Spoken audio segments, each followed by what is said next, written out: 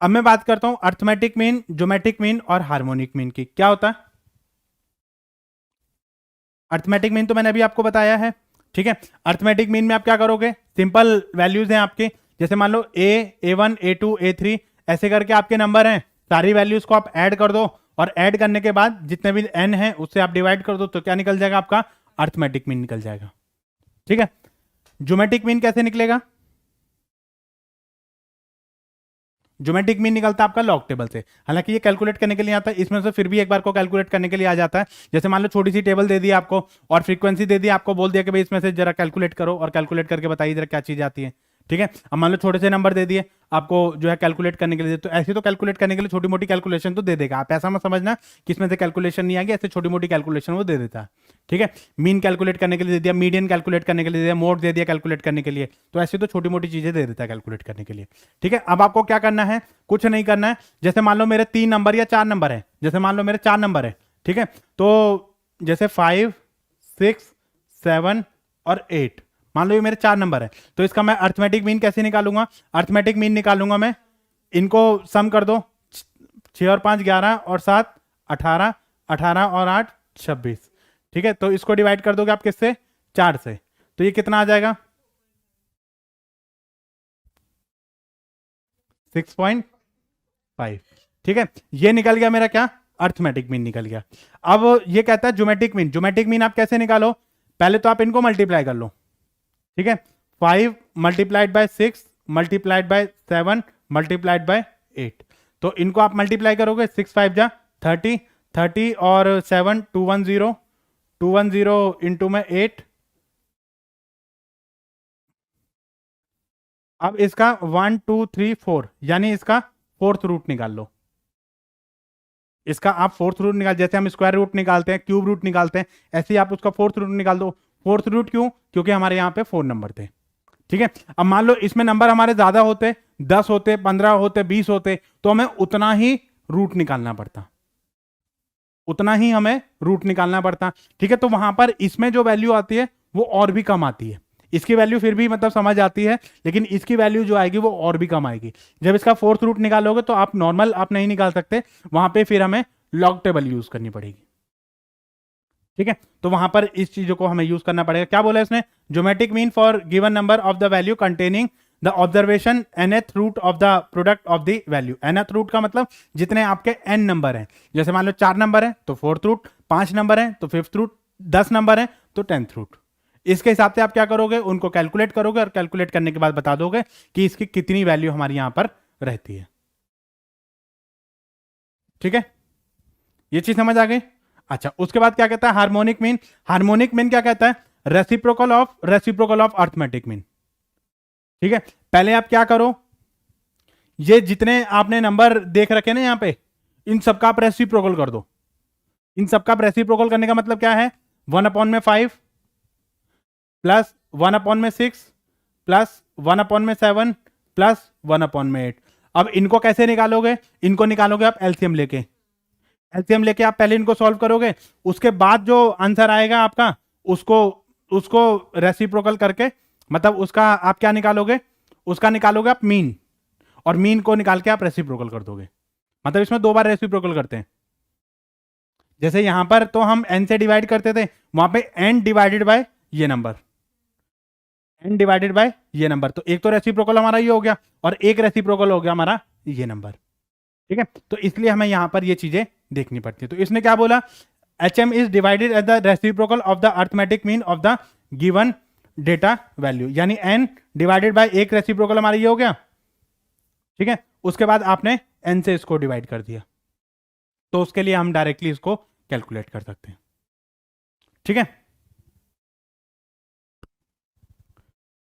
अच्छा, तो उसके बाद जैसे मान लो मेरे 2 नंबर हैं ए और बी। अच्छा, इसमें से कई बार आपको क्वेश्चन आ जाता है कि जैसे मान लो मेरे 2 ए बी सी मेरे 3 पॉजिटिव नंबर हैं, तो मैं अर्थमेटिक मीन कैसे निकालूंगा, ज्योमेट्रिक मीन कैसे निकालूंगा, कौन सा फॉर्मूला करेक्ट है, कौन सा फॉर्मूला मेरा इनकरेक्ट है। इसमें एक बार मैचिंग आई हुई थी ऐसी कि एक तरफ आपको arithmetic mean, geometric mean, harmonic mean दिया हुआ था और उधर आपको कुछ ऐसी वैल्यूज दी हुई थी, ठीक है, तो आपको या फिर आपको छोटी छोटी फिगर दे देगा 4 5 6 7 और इसमें से आपको जो है वो कैलकुलेट करने के लिए बोल देगा कि भाई इसका अर्थमेटिक मीन क्या होगा, ज्योमेट्रिक मीन क्या होगा, हार्मोनिक मीन क्या होगा, या इस तरीके से भी कई बार आपको क्वेश्चन दे देता है। तो आपको क्या करना है, अर्थमेटिक मीन तो आप सिंपल सा निकालोगे a plus b divided by 2, ठीक है, वो तो आप सिंपल सा ही निकालोगे कि मतलब दोनों नंबर जो हैं उनको आप ऐड कर दो और 2 से डिवाइड कर दो, क्योंकि 2 ही नंबर है। अगर मान लो मेरा सी और डी और नंबर होते तो मैं क्या करता, इसमें सी ऐड कर देता, इसमें डी ऐड कर देता मैं, ठीक है, और यहां पर मेरा कितना हो जाता, 4 हो जाता, ठीक है।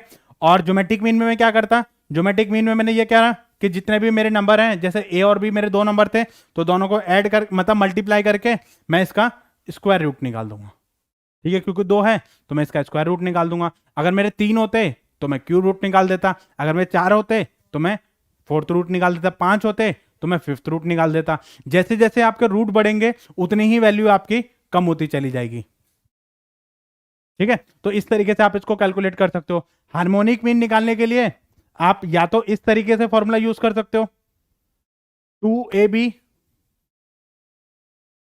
और यहां पर आपका a प्लस बी, ठीक है, तो इस तरीके से कैलकुलेट कर सकते हो। अदरवाइज नहीं तो फिर आप उसमें ये कर सकते हैं 1/a प्लस 1/b, उसके बाद फिर आपका n, ठीक है, n डिवाइड में फिर आपके ये नंबर हो जाते हैं। तो ऐसे भी डिवाइड कर सकते हो। अब मान लो कोई मुझे 5 और 6 का निकालना होता तो मैं कैसे निकालता, 1/5 प्लस 1/6, ठीक है, इन दोनों नंबर को मैं वो करूंगा और उसको यानी 2 से मैं फिर इसको डिवाइड कर दूंगा। अब मान लो ये कितना आ जाएगा मेरा 0.20 और इसको मैं डिवाइड करूंगा तो ये भी 0 पॉइंट समथिंग आएगा। तो इसमें वैल्यू जो होती है वो आपकी और भी छोटी होती चली जाती है, ठीक है, ये चीज समझ आ गई। नॉर्मल नंबर होते तो आप ऐसे ही इसको निकालते हो। अगर इसमें 2 4 4 5 6 नंबर अगर भी आपके दे देता है तो इस तरीके से ही आप उसको निकालेंगे और वैसे ही आप इसको कैलकुलेट करेंगे, ठीक है, ठीक है।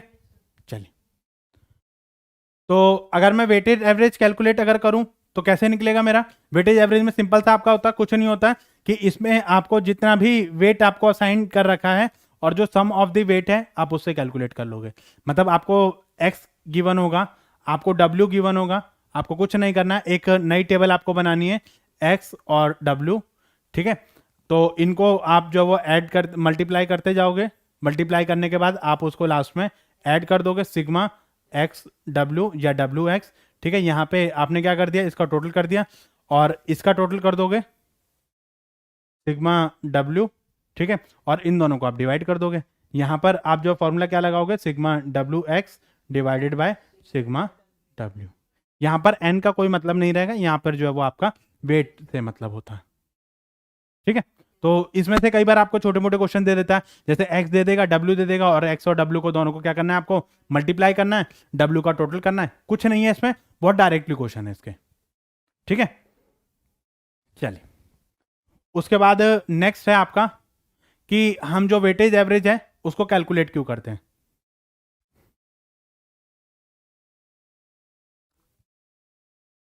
क्यों कैलकुलेट करते हैं, एक तो हमें ये चीज देखने के लिए कि जब भी हम सिंपल एवरेज को कैलकुलेट करेंगे तो कई बार हमारा डेटा डिस्क्रिप्टिव फॉर्म में आ जाता है, तो वहां पर हम जो है वो जैसे वेट हमें गिवन होते हैं तो वहां पर हम सिंपल मीन को हम कैलकुलेट नहीं कर सकते, वहां पे हमें वेटेज एवरेज ही कैलकुलेट करना पड़ेगा, ठीक है। जैसे हमें वेटेज दे रखी होती है या किसी चीज की फ्रीक्वेंसी हमें दे रखी होती है तो वहां पर हमें इन चीजों को ही यूज करेंगे, ठीक है। स्मूथनेस एंड एक्यूरेसी को इंप्रूव करने के लिए भी हम जो है वो वेटेज एवरेज को हम यूज कर सकते हैं कि डेटा आपका कितना स्मूथली आपका यूज हो रहा है, तो उसके लिए भी हम वेटेज एवरेज को यूज कर सकते हैं, ठीक है। इसके साथ साथ आपका जो कई बार हमें जो वो फाइनेंशियल डेटा या इस तरीके का डेटा हमें गिवन होता है, ठीक है, कॉस्ट बेसिस और द स्टॉक पोर्टफोलियोज हमारे होते हैं, इन्वेंट्री अकाउंटिंग जो होती है, वैल्यूएशन वगैरह जो होती है, तो उसमें फिर हम वेटेज एवरेज को ही हम यूज करते हैं। कई बार हमारे डायरेक्टली फिगर नहीं होते, ऑन एन एवरेज कई बार क्या होता है कि हमारे जैसे स्टॉक्स हैं, स्टॉक में वैल्यूएशन क्या होता है, मतलब हमारे रोज प्राइस अप एंड डाउन होते हैं, तो वहां पे फिर हम वेटेज एवरेज को यूज करते हैं, सिंपल एवरेज को हम यूज नहीं कर सकते।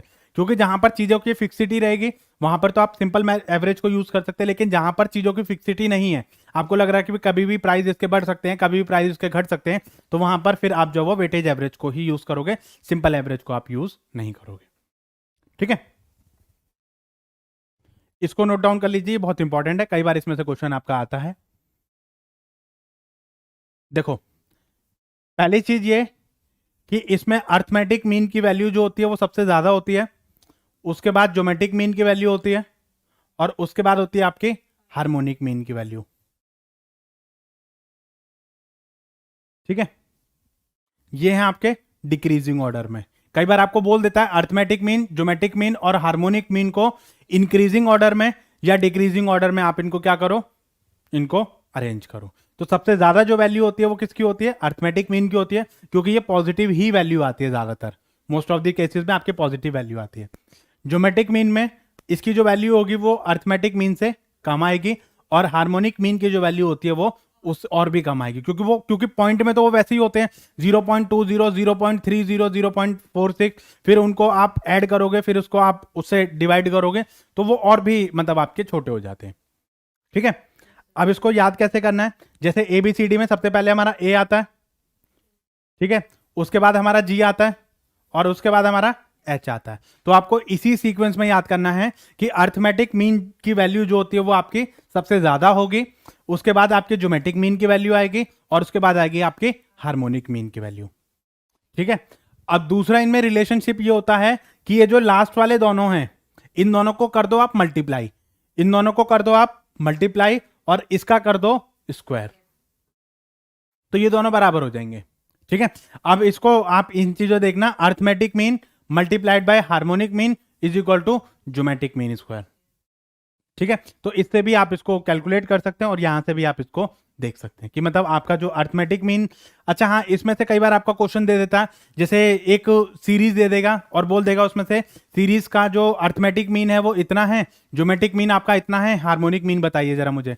ठीक है, अब जैसे मान लो उसने बोल दिया अर्थमेटिक मीन है आपका 8 और हार्मोनिक मीन है आपका लेट्स से 2,